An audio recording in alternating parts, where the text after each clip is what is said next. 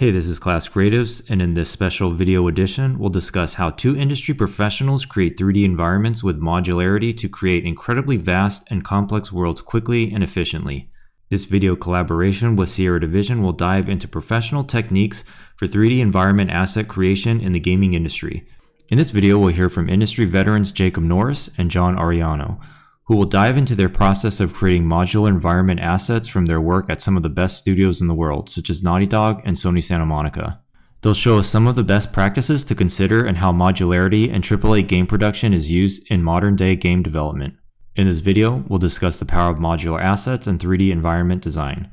Environment artists often build entire worlds with individual pieces like walls, pillars, and floors that effortlessly snap together. This is the essence of modularity, enabling incredibly rapid environment creation. Modular assets and 3D environments are individual pieces designed to snap together for rapid environment creation.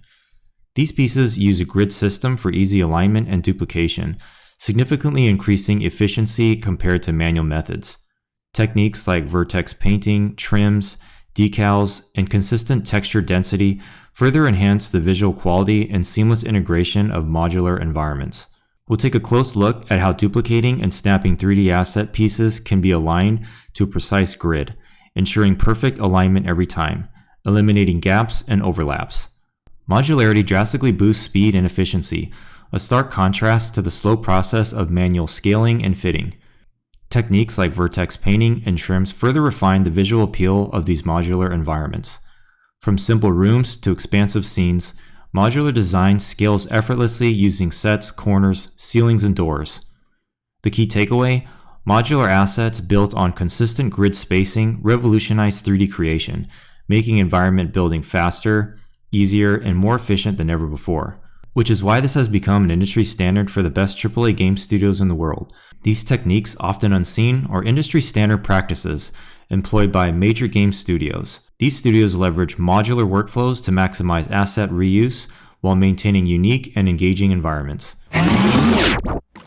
Atreus, now! Maybe we should get going. Atreus, now! My name is Jon Arellano, and today I want to go ahead and just share with you guys some tips and tricks when it comes to modularity. So to start things off, first thing I want to show you guys is basically how we can kind of go about making a nice little corner piece here, that snaps and works together with our other kit pieces. So right here I have a nice little 4 meter by wall section. Let's go ahead and duplicate this, move it on over here. And I'm going to go ahead and duplicate this model and use this nice little script that I use a lot for this kind of stuff, which is going to be this nice little mirror tool here. It's basically just this one little line of code, this mel script, so feel free to utilize that. I'm going to go ahead and start off by rotating this around and trying to make sure that it snaps to as best as I possibly can with my other kit piece that is on the grid. Let's go ahead and just try to line it up. I'm purposely going to kind of mess it up a little bit here, or just kind of be a little bit off, just so I can clearly show you guys how we can kind of fix this stuff. Let's go ahead and delete that, assign just a nice little land material right here. Cool. So I'm going to go ahead and start off by selecting all the vertices that are going to line up with this kit piece right here. So I'm just going to go ahead and just select all of these. I want to deselect any of the ones that are going to be on this side of this right side of this corner here. So let's go ahead and just deselect these vertices real quick. Cool. All right, it's not the end of the world if we had them, but just to make sure that this thing snaps together nice and perfectly. I'm going to start off by holding D and V, and I'm going to go ahead and just snap my vertice right here. Let's go ahead and start off by just moving it on one axis, just on this green axis right here. I'm going to hold V and just snap it to my kit piece that is on the grid, which is this one. That's the first step. The next thing we're going to do is we're going to go ahead and snap it on the other axis, this red one here. I'll just go ahead and just deselect these vertices that I don't mind kind of pulling away. So that just deselecting that corner edge there. Hold D and V. Now I can just go hold X or V just to snap it to my model that's on the that is on the grid. And there we go. Now we have a nice little corner piece. So next thing I want to go ahead and share with you guys is actually going to be the importance of making sure that our materials and our kit pieces work with our textile density. So to kind of start things off, I want to go ahead and just show you guys what the UVs look like on this model here. I'm going to go ahead and just hit 6 just to kind of reveal the texture here. take a look at these UVs. So because I'm using a 2048 size texture, and I'm aiming for a texture density of 1024 per meter, as you can see, my tileable texture goes over this model twice.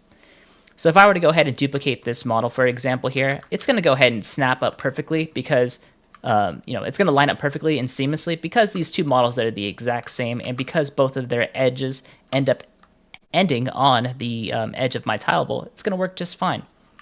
Now, this is all well and great, but let's say we had another kit piece, such as this one right here. Let's take a look at these UVs, at least for this, flat wall. In fact, I'm just going to go ahead and just auto unwrap it here, just move it off to the side, set my texture density just so it is proper.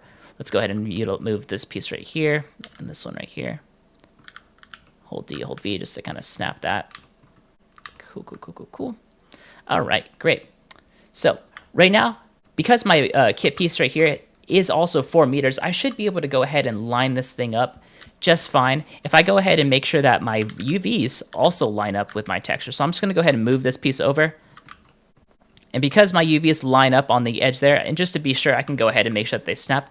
But this is just kind of one of the benefits of making sure that your kit pieces, are in fact on the grid, so that when you do need to kind of tile seamlessly, you definitely can. Now we know that this piece goes right there, and that piece will go right here, and it should end up tiling nice and easy. So this is really great. Let's say we had a nice little 2-meter piece though, because I am working with a textile density of 1024 per meter, and because I am using a 2K, I actually should be able to go ahead and cut this model in half if I need to. So let's just go ahead and just add a couple edge loops right here in the middle. One right there and one right there. Let's go ahead and just kind of get rid of these, just in case I ever needed to. But this is just one of the benefits of kind of working with a texture that lines up with our kit pieces and works with our texture density. Now, if I wanted to go ahead and just let's say duplicate this model over here, it should line up nice and seamlessly. Cool. Sweet. But yeah, obviously there's ways that we can kind of hide seams in game and in engine. We could always add pillars or cover some things up with foliage, and that's all well and great. But if we can kind of, plan a little bit early on and make sure that our kit pieces are snapping to the grid and going with the grid, and obviously working with our tileable textures, we can have a nice kit that works together seamlessly and get all the benefits when it comes from that. Now, the last trick I want to go ahead and show you guys is because, a lot of times in kit pieces, we're utilizing things like trims and tilers and, things that repeat very often. We can actually start to blend a lot of our kit pieces and break up some surfaces with, lots of different techniques, including like vertex paint and obviously, just layering pieces of geometry. But another technique that I want to go ahead and share with you guys is when it comes to blending our kit pieces together, is using decals. So right here, I have this nice little floor piece right here. I'm just going to go ahead and snap it right there for us. Whoops, make sure that it kind of lines up. Yeah, perfect. All right, sweet. I also have this nice little decal for us to use here. I'm going to go ahead and start off by using this decal as a kind of a way to kind of, just skirt this model to the floor. Let's start off by just going like this and having a nice little piece of geometry that kind of floats on top of this model here. I can always, do this in Engine, or I can also bring this in as its own little kit piece if I need to. But let's go ahead and say we floated it right there. It'll be using a nice alpha transparency, so it'll kind of, blend there flawlessly and seamlessly. Now, if I wanted to go ahead and use it on a kit piece like this, I would just need to make a custom piece. Let me show you how I can go ahead and do that. I'll go ahead and just duplicate this model. I'll go ahead and start off by just selecting. Let's just go ahead and select these trims down here. Shift select. Get rid of these guys. I'm going to go ahead and just grab these vertices, and I just want to go ahead and just float it right off of my model. Just ever so slightly, right? Just so we don't get any sort of Z fighting going on. Let's go ahead and assign my decal here. I'm going to go ahead and just project it. So do that. Boom. Click apply. Whoops, wrong axis. There we go. Oops. Always got to get the right one here. Maybe it was right the first time. Nope, it was not. Cool. There we go. I just need to go ahead and rotate this off to the side here. Hold D, hold V. Snap it down to the grid. And then we should be all set.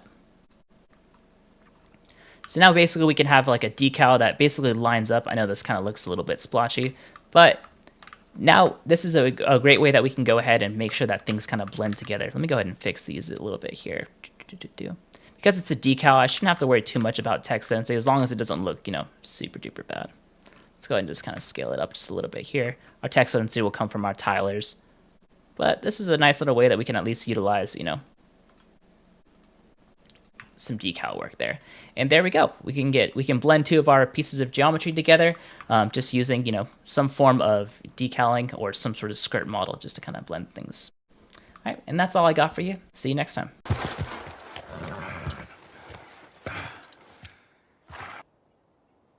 Hi everyone, my name is Jacob Norris, and I've been in the industry about 20 years now.